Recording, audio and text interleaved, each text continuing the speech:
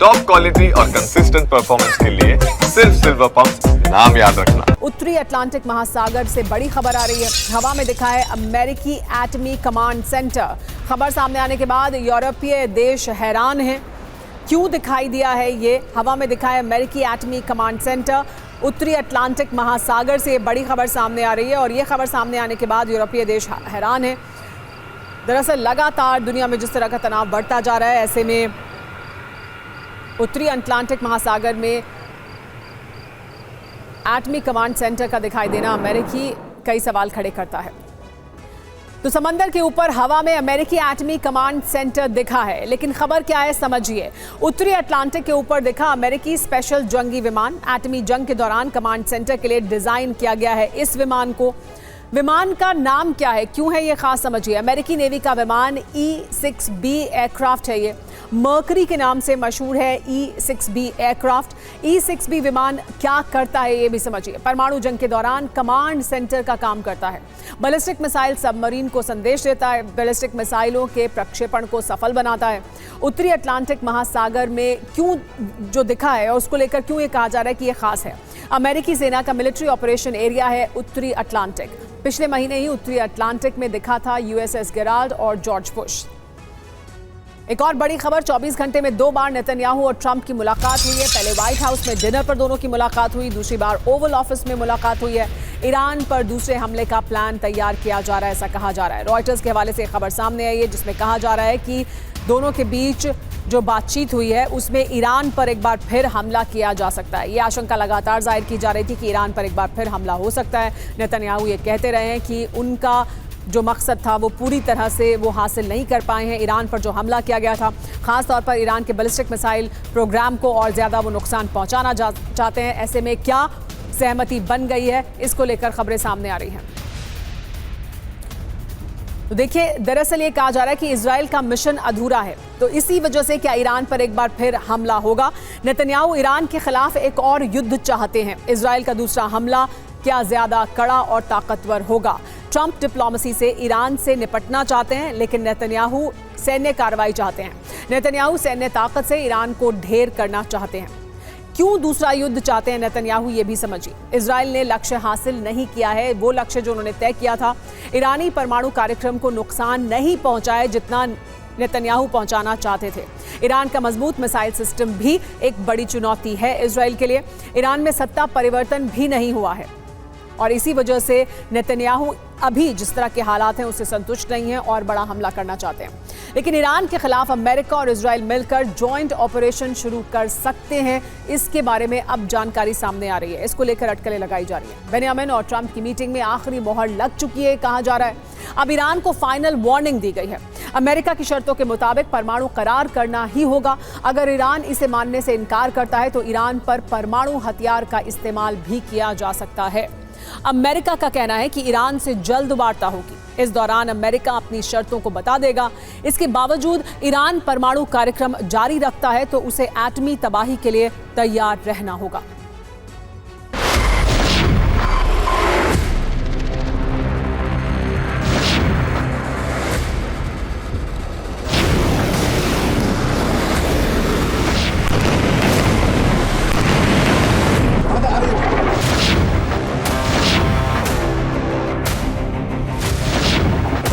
Operation true promise के बदले operation true man. Missile के बदले ईरान पर गिरेंगे बम। इजराइल में तबाही के बदले दहलेगा ईरान। खामनेई पुतिन का मंसूबा तोड़ेंगे ट्रंप बेंजामिन।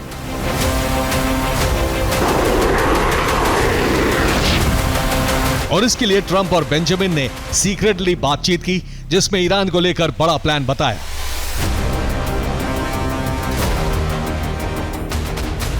जिसकी डिटेल बाहर नहीं आई है। हाँ, इतना है, डोनाल्ड ट्रंप ने संकेत दिए हैं अगर परमाणु वार्ता में बात नहीं बनी तो ट्रू मैन फॉर्मूला लागू हो सकता है।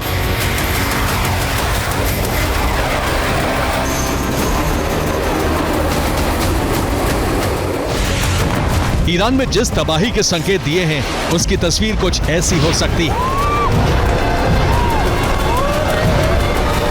ट्रंप ने साफ बता दिया है कि या तो ईरान को अमेरिका की शर्तों पर परमाणु करार करना होगा, नहीं तो हिरोशिमा नागासाकी जैसी तबाही के लिए बेंजामिन को ग्रीन सिग्नल दे दिया जाएगा, यानी ईरान पर परमाणु हमला किया जा सकता है।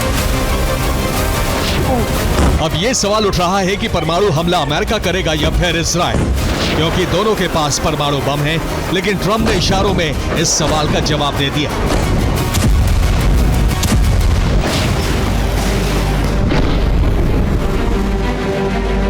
बार बार ट्रू मैन फॉर्मूला कहने का मतलब है अमेरिका ईरान को काबू में करने के लिए परमाणु हमले का विकल्प भी आजमा सकता है। सवालों में ट्रंप ने 2 बार ट्रू मैन का नाम इसलिए लिया क्योंकि ट्रू मैन ने ही अमेरिकी राष्ट्रपति के तौर पर हिरोशिमा और नागासाकी पर बमबारी का ऑर्डर दिया था।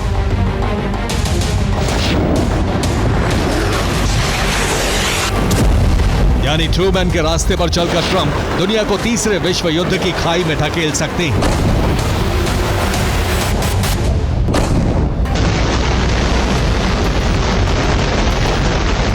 हालांकि वॉशिंगटन में बेंजामिन और ट्रंप के बीच किन मुद्दों पर बातचीत हुई, इसकी डिटेल बाहर नहीं आई है, लेकिन इतना जरूर है कि ट्रंप ने अमेरिका के 33वें राष्ट्रपति रहे हैरी एस ट्रूमैन का नाम लेकर ईरान की धड़कनें जरूर बढ़ा दी।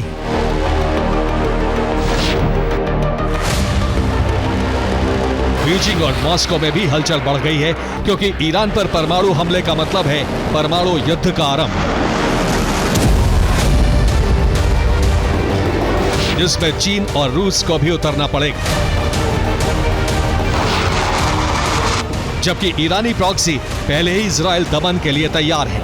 हालांकि विध्वंस का वक्त परमाणु वार्ता फेल होने के बाद तय होगा, क्योंकि ट्रंप ने कहा है एटमी बमबारी भी शांति लाने का एक तरीका है।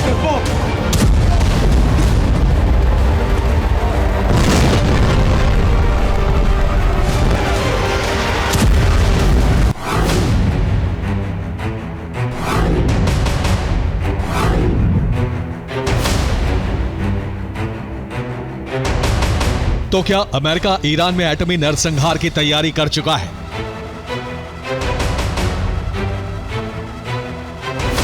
कम से कम ट्रंप के तेवर तो यही बता रहे हैं, जबकि बेंजामिन पहले ही ईरान के खात्मे की बात कहते रहे हैं।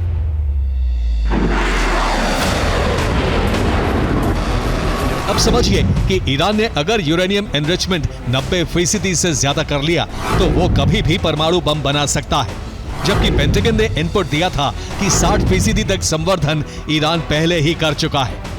ईरान के पास 408 किलो यूरेनियम है, जिसके संवर्धन से 10 से 15 परमाणु बम बनाए जा सकते हैं। ईरान को ऐसा करने से रोकने के लिए ट्रंप और बेंजामिन के बीच लंबी बातचीत हुई, जिसमें तय किया गया अगर ईरान नहीं माना तो परमाणु हमला ही आखिरी विकल्प होगा।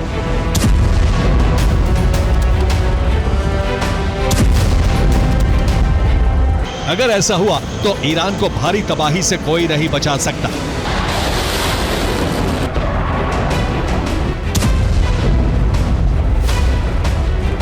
क्योंकि अमेरिका के पास कई गुना ताकतवर परमाणु बम है, जो हिरोशिमा नागासाकी पर गिराए बम से ज्यादा खतरनाक है। तबाही का दायरा कई गुना बढ़ सकता है। अमेरिका के पास थर्मोन्यूक्लियर ग्रेविटी न्यूक्लियर बम है, जो हिरोशिमा पर गिराए गए बम से 20 से लेकर 80 गुना तक शक्तिशाली है। यानी 300 किलोटन से लेकर 1.2 मेगाटन तक उनका वजन है।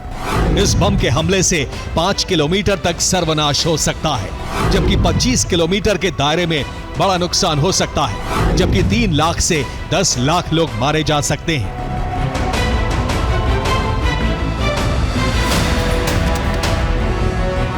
इससे निकला रेडिएशन का प्रभाव 100 सालों तक रह सकता है, जबकि जापान पर गिराए गए परमाणु बम का प्रभाव 60 सालों तक रहा।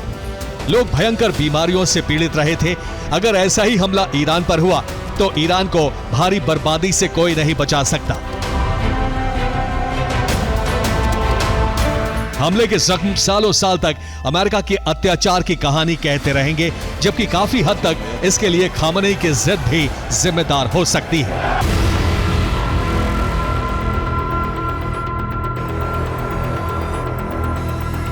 अब सवाल उठ रहा है कि ईरान परमाणु कार्यक्रम आगे कैसे बढ़ाएगा।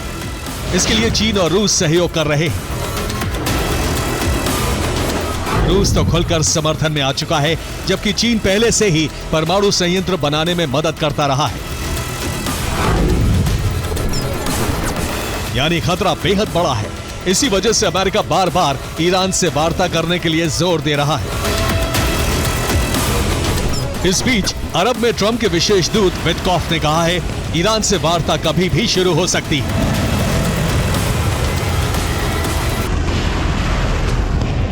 ईरान भी वार्ता को तैयार है और अमेरिका भी, लेकिन ईरान परमाणु कार्यक्रम नहीं बंद करना चाहता।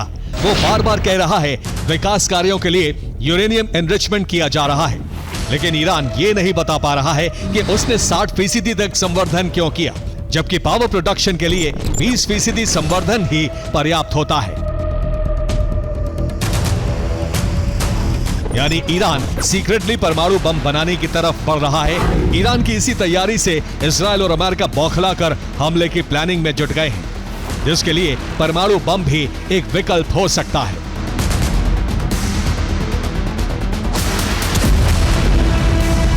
Bureau report, TV9 Bharatvarsh.